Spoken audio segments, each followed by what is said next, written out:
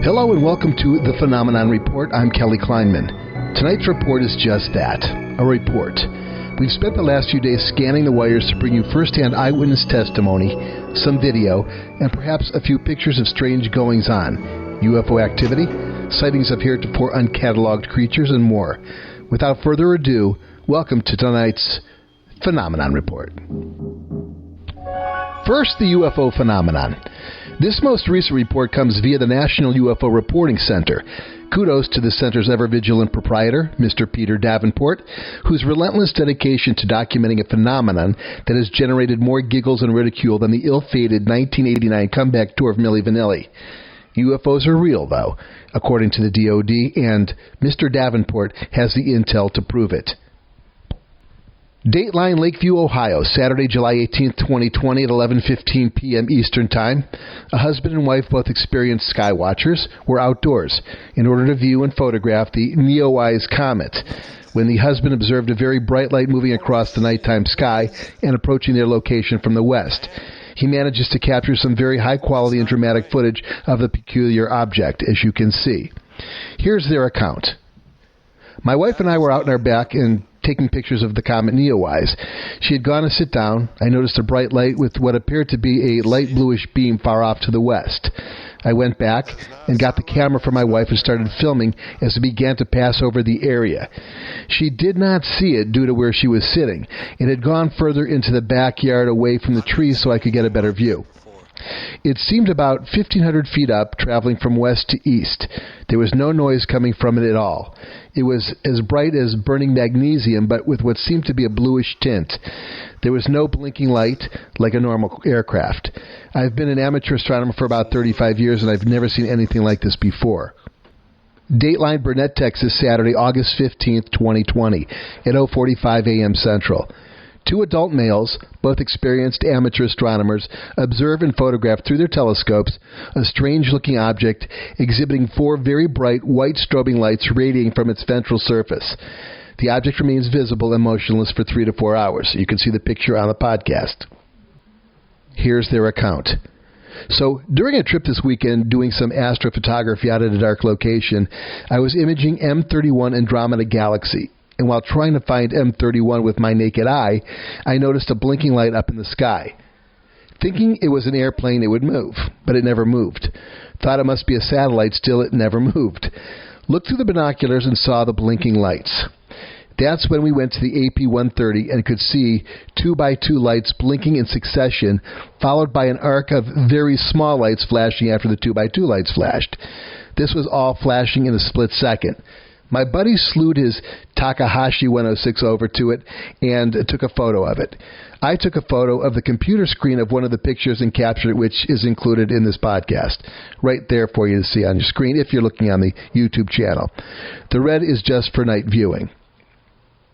After a few hours, we could tell it was moving slowly across the sky in what seemed to be a random way. It started in the north-northeast in the Lacerda region of the sky high above Andromeda, which was my main target that I was shooting. After a while, it moved across the meridian and then proceeded to move south over my head and finally behind me. Finally, after about 4 o'clock, we went to bed still seeing it blinking further south. Dateline, Conway, South Carolina, Wednesday, August 18, 2020 at 12:30 a.m. Eastern Time. A retired senior law enforcement official, while out skywatching, observes a tiny, white-colored strobing light fly overhead from north-northeast to south-southwest. The object is joined by a second similar object and then 2 more, for a total of 4 objects. Because of the strobing and because of the direction the objects were traveling, the witness doubted whether they could have been Starlink satellites. Well, there's more. On September 13th, New Jersey residents were treated to a spectacular UFO sighting. One Twitter tweeted that the UFO was flying over Teterboro Airport. In the video, the man says, "This is literally an effing UFO. It's just floating. The ship was closer. It went up. A light was like shining from it, like a beam. This shite is just effing flat, and it was moving in like circles."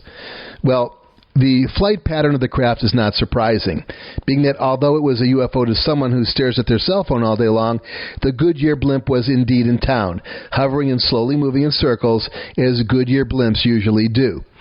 The double irony here is that UFO sightings are up in the state of New York, which, considering the fact that 2020 likely has a few more crotch shots to bestow upon us, it doesn't surprise me. Not to mention that 2020 has been anything but a good year.